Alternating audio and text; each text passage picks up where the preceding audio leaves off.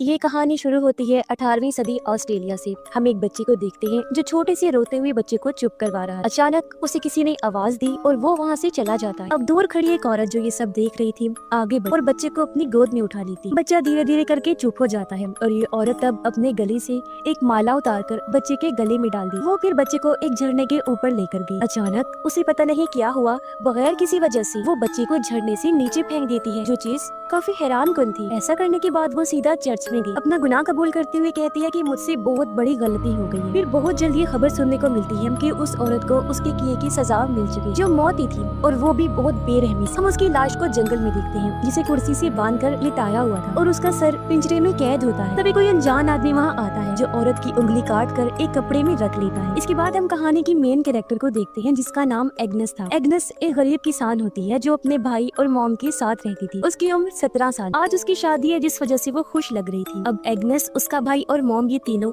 अपना सामान एक मालगाड़ी में रख के दूसरे गांव जा रहे होते हैं। ये सब कुछ उसके होने वाले हस्बैंड के लिए हो रहा था। ये लोग जब उसके घर पहुंचे तो पता चला कि शादी की तैयारियां तो अरोज पर है। एग्नेस की शादी जिस आदमी से हो रही थी उसका नाम वुल्फ होता है। गाँव वाली खुशी से एग्नेस को अपने हाथों पर उठा लेते हैं, जिससे उसे भी काफी खुशी हुई। अब वुल्फ की मॉम एग्नेस को एक एप्रन पहनाती है, जिसके बाद उसके हाथ में एक बच्चे जैसा पुतला पकड़ा दिया जाता है, जो देख एग्नेस समेत सभी काफी खुश नजर आते हैं। दरअसल ये करके उसे समझाने की कोशिश की जा रही थी कि शादी के बाद वो अच्छी वाइफ बने, अपने घर के सब काम कर सके, साथ ही उसे एक और जिम्मेदारी भी मिल जाएगी जो उसके बच्चे की होगी जब वो माँ बने। खैर उन दोनों की शादी हो जाती है और जब लोग जश्न मनाते हुए नाच गाना कर रहे थे तो वुल्फ एग्नेस को कहता है कि चलो मेरे साथ, मैं तुम्हें कुछ खास दिखाता हूँ। वो उसे सरप्राइज देना चाहता था। उसकी आंखों पर पट्टी बांधता है और उसे एक नए घर में लेकर आता है, जो देख एग्नेस हैरानी से कहती है, लेकिन मुझे तो लगा था मैं तुम्हारी माँ के साथ रहूंगी। वुल्फ जवाब देता है कि वो घर मेरे भाई को मिलेगा, जिस वजह से मैंने अपने जमा किए हुए पैसे और कुछ उधार पकड़कर ये घर खरीदा। एग्नेस ये सुनकर काफी फिक्रमंद हो जाती है।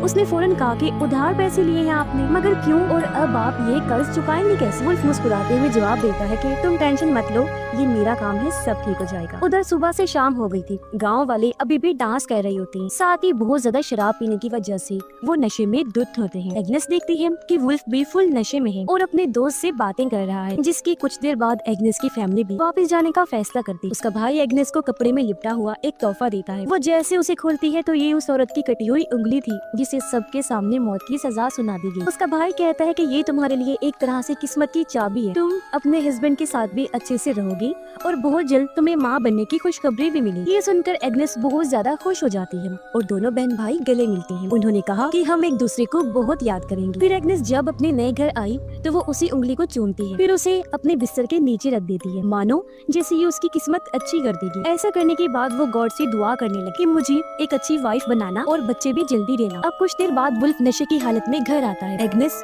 अच्छी बीवी की तरह उसके पास जाकर अच्छा टाइम गुजारने का सोचती है, लेकिन वो तो उल्टा उसे डांट कर चुपचाप सोने को कहकर खुद भी सो जाता है। अगली सुबह जब एग्नेस की आंख खुली तो उसने देखा कि वुल्फ बिस्तर पर नहीं है। वो पूरे घर में और अस्तबल में उसे ढूंढती है, लेकिन वो कहीं भी नहीं मिलता। अब एग्नेस तैयार होकर जंगल में चली जाती है। काफी देर तक वहाँ भटकने के बाद उसे एक पेड़ पर लगे कागज पर अजीब तरह के निशान दिखते हैं। ये उसी औरत के थे जिसने बच्चे को झरने से फेंक दिया था और अब उसकी मौत हो गई, जो देखकर एग्नेस को काफी बुरा महसूस होता है। वो जब आगे बढ़ी तो उसे औरत की लाश भी दिख जाती है, जो अभी तक कुर्सी से बंधी हुई है और उसका सर काटकर साइड पर रखा हुआ है, जो पिंजरे में कैद है। जो देख उसका दिल बैठ जाता है। फिर अब थोड़ा और आगे बढ़ने पर एग्नेस वुल्फ को ढूंढ लेती है, जो अपनी माँ और गाँव वालों के साथ तालाब में मछलियाँ पकड़ रहा होता है। वुल्फ की माँ उसे कहती है, आ जाओ लड़की, काम पर लगो। एग्नेस काम करने की बहुत कोशिश करती है, पर क्योंकि पहले उसने इस तरह का काम नहीं किया होता, इसीलिए उसे बड़ी मुश्किल पेश आती। तभी चर्च की घंटी बजने लगी, जो सुनकर एग्नेस घुटनों के बल बैठ जाती है और दुआ मांगने लगी। उसे इस तरह देखकर वुल्फ की माँ चिढ़ जाती है, कहने लगी, बस करो, सारी प्रेयर्स क्या आज ही करोगी? इतनी दुआ काफी है और काम पर लगो। अब दोपहर को एग्नेस और वुल्फ की माँ मजदूरों को ब्रेड्स बांट रही होती है। सबको एक एक ही दी जा रही थी। एक आदमी 2 पीस मांगता है, ये कहकर कि मुझे बहुत तेज भूख लगी हुई है। एग्नेस को उस पर तरस आ गया और वो 2 ब्रेड्स उसे दे देती है, लेकिन ये देखकर वुल्फ की माँ एक ब्रेड वापस ले लेती है और कहती है कि दफा हो जाओ यहाँ से, जितना दिया है उसे ही सब्र शुक्र करके खाओ। ये देख एग्नेस को काफी हैरत हुई और बुरा भी लगा। वुल्फ एग्नेस को तालाब के रास्ते घर जाने का रास्ता बता रहा था। वो ये भी कहता है कि अब से काम के मुताबिक कपड़े पहना करो। घर आने के बाद एग्नेस बाकी कामों में लग जाती। फिर शाम को फिर से कटी हुई उंगली को चूमती है और फिर से उसे बिस्तर के नीचे रख देती, इस उम्मीद के साथ कि उसका हस्बैंड उसके साथ प्यार से रहेगा और उनका बच्चा जल्दी हो जाएगा। लेकिन आज रात भी वो उसे खुद से दूर कर देता है। इससे एग्नेस का दिल टूट गया और वो बाहर अंधेरे में आकर रोने लगती है। अगली सुबह एग्नेस चर्च जाती है और जीसस की बच्चे वाली मूर्ति को देखकर गॉड से अपने लिए बच्चे की दुआ करती है। एग्नेस और वुल्फ की मॉम तालाब पर जाती है कपड़े धोने। तभी यहाँ एक औरत आ जाती है जो माँ बनने वाली। ये औरत भी वुल्फ के घर की वर्कर थी। वो जल्दी एग्नेस से घुल मिल जाती है। फिर दोनों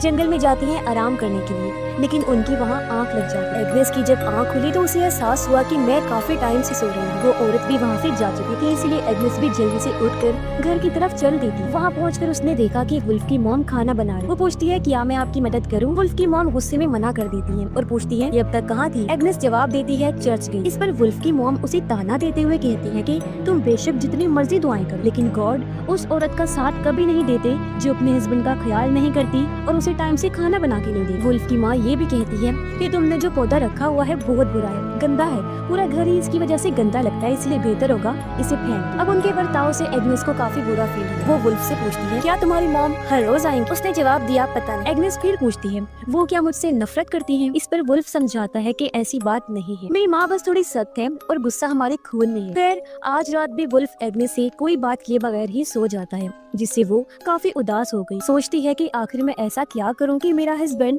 मुझ में दिलचस्पी ले। वो घर के पीछे बने एक पुराने कमरे में जाती है जहां उसने अपना श्राइन बनाया हुआ था, यानी इबादत की जगह। वो गॉड से दुआ करती है। तब एक तितली उसके चेहरे पर आकर बैठ गई। एग्नेस इसे अपने लिए उम्मीद की किरण समझकर खुश हो जाती। फिर अगली सुबह वो जल्दी उठी, तालाब पर जाती है ताकि सबके आने से पहले वो मछलियाँ पकड़ ले, लेकिन वो बेचारी एक भी मछली नहीं पकड़ पाती, उल्टा कीचड़ में फंस जाती है जिससे निकल ही नहीं पा रही। तभी वुल्फ अपने वर्कर्स के साथ वहाँ जाता है जो एग्नेस को ऐसे देखकर परेशान हो गया। कहता है कि तुम्हें यहाँ नहीं आना चाहिए था क्योंकि ये बहुत खतरनाक कीचड़ है, यहाँ पर बहुत सारे लोगों की डूबने से मौत भी हो चुकी है। इस पर एग्नेस कहती है वो बस मैं अपने कल खाना ना बनाने की गलती का बदला दे रही थी। वुल्फ फौरन उसे बाहर निकाल देता है ताकि मछलियाँ डरकर भाग न जाए। रात के टाइम कोई वुल्फ का दरवाजा खटखटाता है और उसे बताया गया कि तुम्हारे दोस्त के साथ बहुत बुरा हो गया है, इसीलिए वो फौरन देखने निकल पड़ता है। तभी एग्नेस भी पड़ोस में औरत की चीखों की आवाज सुनती है जिससे वो कांप उठी। लाइट लेकर पड़ोसन के घर चेक करने जाती है कि आखिर हुआ क्या है। वहाँ पहुंचकर उसने देखा कि वुल्फ के दोस्त के घर के बाहर बहुत सारे आदमी जमा हैं, क्योंकि वुल्फ के दोस्त ने खुद को फांसी पर लटका कर अपनी जान ले ली। वो आदमी उसकी लाश को लेने आई और उसकी मॉम रो रही और आदमियों से मिन्नतें कर रही थी कि प्लीज इसे मत लेकर जाओ, लेकिन कोई उसकी बात नहीं सुनता। वो उसकी लाश को एक कैरेज पर रखकर वहाँ से ले जाते हैं। ये सब देखकर एग्नेस काफी डर गई। वो सहमी हुई घर लौट आती है, दुआ करने लगी कि मैं हमेशा हर बुराई से बची रहूं। अगले दिन वहाँ पर फादर आए। वो कहते हैं कि वुल्फ के दोस्त की लाश को दफन नहीं करना क्योंकि अपनी जान लेना बहुत बड़ा गुनाह है। शुरुआत में जिस औरत ने बच्चे को झरने से फेंका था वो उसका अपना ही बच्चा था, लेकिन उसने तो अपना गुनाह कबूल कर लिया था, तो उसे फिर भी तकरीबन माफ कर दिया गया। माफी भी किया कि दर्दनाक मौत तो फिर भी उसे दी गई, लेकिन क्योंकि उसने अपना गुनाह कबूल कर लिया था इसलिए उसकी आत्मा हेवन यानी जन्नत में जाएगी। और वुल्फ के दोस्त ने खुद अपनी जान लेकर इतना बड़ा गुनाह किया कि उसकी आत्मा गुम हो गई है और वो पक्का हेल यानी जहन्नुम में ही जाएगी। चर्च से बाहर आने के बाद एग्नेस देखती है कि वुल्फ के दोस्त की लाश को बाकी गुनाहगारों की लाशों के साथ सड़ने के लिए कूड़े में फेंक दिया है। अगले दिन एग्नेस जब खेतों में काम कर रही थी तो उसे फीमेल वाला मसला हो जाता है, जिससे वो बेचारी मायूस होकर रोने लगती है क्योंकि उसने माँ बनने की दुआ की। दोपहर को एग्नेस जब रोटी बांट रही थी तो उसकी प्रेग्नेंट दोस्त कहती है कि एक और दे दो प्लीज, क्योंकि मैं 2 जानों के लिए खा रही हूँ, अपने और होने वाले बच्चे के लिए। लेकिन क्योंकि वहाँ वुल्फ की माँ मौजूद थी इसलिए एग्नेस को मना करना पड़ता है। उसकी सास उसे और परेशान करने के लिए कहती है कि तू फिक्र ना कर उसके खाने की, उसे तो शुक्र अदा करना चाहिए कि उसे यहाँ काम पर रखा हुआ है। ये बात सुनकर एग्नेस को बहुत बुरा लगता है। उसे शदीद गुस्सा आया हुआ था, इसलिए घर लौटते हुए वो खुद को कांटे वाले पौधों से जख्मी कर लेती। इससे भी जब उसका मन नहीं भरा तो वो खुद को और तकलीफ पहुँचाने के लिए कांटेदार टहनी से अपनी जुबान को भी खुरचने लगती है, जिससे उसका काफी खून बहने लगा और ये सीन काफी दिल दहला देने वाला था। ऐसा करने के बाद वो वहाँ रखी सरकटी औरत की लाश के साथ ही लेट जाती है और कुछ देर वहीं आराम करती है। रात को जब एग्नेस घर नहीं पहुँची तो वुल्फ की माँ उससे शिकायत करती है कि देखो तुम्हारी बीवी अभी तक घर नहीं आई, मुझे तो इस लड़की की बड़ी फिक्र लगी रहती है, ना तो टाइम से घर आती है, ना खाना सही से बनाती है और ना ही कोई काम ढंग से करती है, ना ही तुम्हारा ख्याल उसे रखा जाता है और ना ही बच्चा पैदा कर रही है। ये सुन वुल्फ कहता है माँ आप शांत हो जाए और एग्नेस को थोड़ा और टाइम दे, सब कुछ कर लेगी। उसकी माँ कहती है तुमने भी गलती की है, तुम्हें इस गाँव की किसी लड़की से शादी करनी चाहिए जो ये सारे काम भी करती और तुम्हारे बच्चे भी पैदा कर। अब वो लोग इस बात से अनजान थे कि एग्नेस बाहर खड़ी हुई उनकी सारी बातें सुन रही है। वो दुखी होकर रोने लगती है, दिल ही दिल में सोचती है कि मैं वुल्फ की माँ को कैसे बताऊं कि बच्चा पैदा होने में मेरा कोई कसूर नहीं है बल्कि उनके बेटे का है। खैर अब घर लौटने की बजाय उसी सरकटी औरत की लाश के पास आ जाती है। अपना मन हल्का करने के लिए पूरी रात उसे गाना गाकर सुनाती रहती है। अगली सुबह वो वुल्फ के घर जाने की बजाय अपने पुराने माँ वाले घर जाती है, जहाँ वो खिड़की से अपनी माँ और भाई को देखती है जो आराम से बैठकर नाश्ता कर रहे हैं। कुछ देर बाद उसका भाई अस्तबल में आया, जहाँ वो एग्नेस को सोया हुआ देखता है। उसकी माँ भी आ गई। एग्नेस उन्हें बताती है कि मैं अपने हस्बैंड के घर में नहीं रह सकती, मुझे वहाँ डर लगता है। इस पर उसकी मॉम ने कहा कि बेटा वही तुम्हारा घर है, मैं भी तुम्हें अपने पास नहीं रख सकती। हाँ लेकिन जब भी तुम्हें कोई मुसीबत होगी या तुम परेशान हुई तो मैं तुमसे मिलने फौरन आ जाऊंगी। इसीलिए वो मायूस होकर घर के पास ही बैठ जाती है। दोपहर को यहाँ वुल्फ आता है। वो एग्नेस से कहता है कि उठो मेरे साथ घर। लेकिन जब एग्नेस ने इसके लिए मना कर दिया तो वो उसके भाई की मदद से जबरदस्ती उठाकर अपने घर ले आता है। एग्नेस घर के सभी कामों को करने से मना करती है। उसकी हालत देखकर लग रहा था जैसे वो अंदर से टूट चुकी है। वो पूरा दिन या तो सोती रहती है या फिर दुआएं करती रहती है। उसकी सास काफी गुस्से में उसे कहती है लड़की ये ड्रामे बंद करो और अपनी तबीयत ठीक करो। लेकिन एग्नेस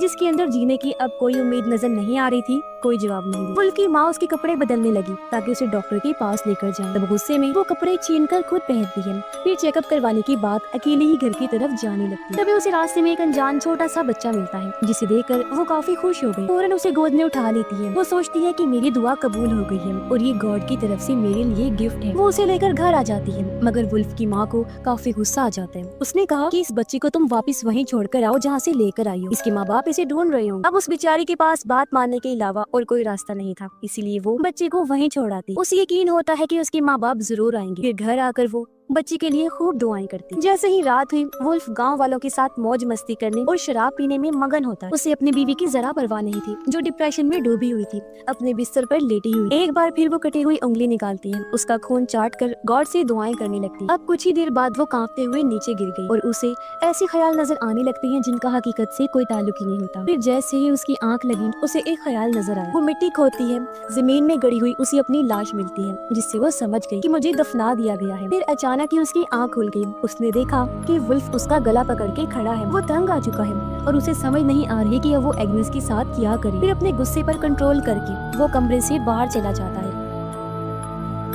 अब काफी टाइम के बाद वो वापस आया। एग्नेस की हालत देखकर सोचता है कि इसे फिर से डॉक्टर के पास लेकर जाना चाहिए, लेकिन एग्नेस उसे कहती है कि इसकी जरूरत नहीं क्योंकि मेरा टाइम आ चुका है। तुम बस फादर या प्रीस्ट को बुला लो ताकि मैं अपने गुनाह कबूल कर सकूं। ये सुन वुल्फ काफी परेशान हो गया और फौरन वहाँ से बाहर निकल पड़ता है। कुछ देर के बाद वो वापस आया। एग्नेस को बताता है कि फादर घर पर नहीं है और अब उनसे कल ही मुलाकात हो। एग्नेस को काफी फिक्र होने लगी कि कहीं ऐसा ना हो कि मैं अपने गुनाह कबूल किए बगैर ही मर जाऊँ और मेरी आत्मा हेल में जाए। वो सच बताती है कि हाँ मैंने चूहे मारने वाला जहर खाया। ये सुन वुल्फ बहुत घबरा जाता है और उसे उल्टी करने पर मजबूर करता है। खुशकिस्मती से ठीक टाइम पर जहर उसके अंदर से निकाल देता है। कुछ टाइम के बाद वुल्फ की माँ वहाँ आती है। उसने देखा कि एग्नेस जिंदा तो है लेकिन बहुत कमजोर हो गई है, इसीलिए वो एग्नेस की मदद करते हुए उसे कपड़े पहनाती है और वुल्फ उसे उठाकर उसकी माँ के घर ले जाता है। वो एग्नेस की माँ अपनी सास को बताता है कि इसने चूहे मारने वाला जहर खाया है और मेरा मानना है कि इस पर किसी शैतान का साया है। मुझे लगता है कि इसका यहाँ रहना जरूरी है, सुकून से अपनी माँ के घर बजाय इसकी कि वो जबरदस्ती मेरे घर में रहे। जिसके बाद वो अपनी वाइफ को अलविदा कहकर वहाँ से चला जाता। अगली सुबह हम देखते हैं कि एग्नेस पहले से बेहतर हो गई है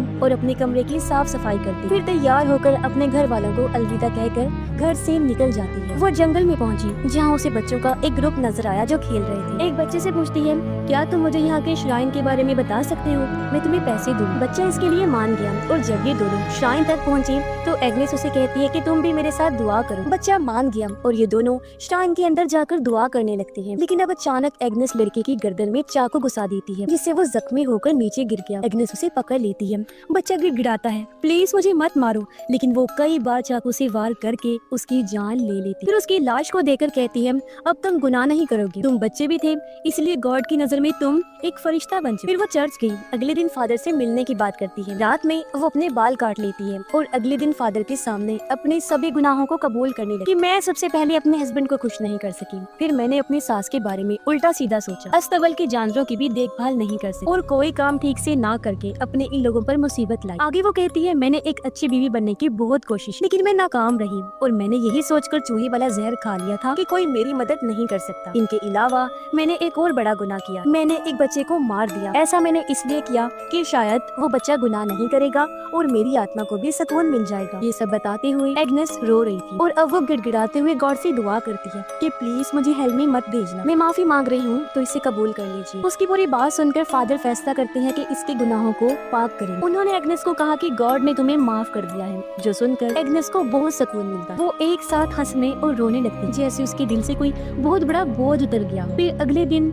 लोग पेड़ों पर उसके गुनाहों की तस्वीरें भी लगाते, जैसे वो पहले भी करते थे। एग्नेस को फिर जानवरों की खाल पहनाकर रेडी पर डालकर पूरे गांव में फिराया जाता। फिर उसे वहां ले आए जहाँ उसे मौत के घाट उतारा जाना। उसे एक कुर्सी पर बिठाकर चेहरे पर मास्क डाल दिया जाता है। इन लोगों में वुल्फ भी था, जो काफी दुखी नजर आता है, रो रहा था। एग्नेस इस चीज को कबूल करते हुए एक धीमा पुरसकून सा गाना गाने लगती है, जिसके बाद ही उसका सर काट दिया गया। अब वहाँ खड़े लोगों का मूड अचानक से बदल गया, वो सब खुश होने लगते। फिर एग्नेस की गर्दन से निकलने वाला खून एक बाल्टी में जमा किया जाता है और लोग पैसे दे देकर अपने कप्स और ग्लास को भरने लगते ताकि पी सके, क्योंकि उनका मानना था कि उसने अपने गुनाहों को कबूल किया, उसकी दुआ और माफी कबूल हुई, इसलिए उसका खून प्योर है, पाक है और उसका खून उनकी जिंदगी में खुशहाली लाएगा और अच्छी किस्मत देगा। अब गांव वाले खुशी से झूम उठे, नाचने लगते, जबकि एग्नेस का सर एक पेड़ पर लटका दिया जाता है। और एग्नेस की कहानी के खात्मे के साथ ही ये फिल्म भी इधर ही खत्म हो जाती है।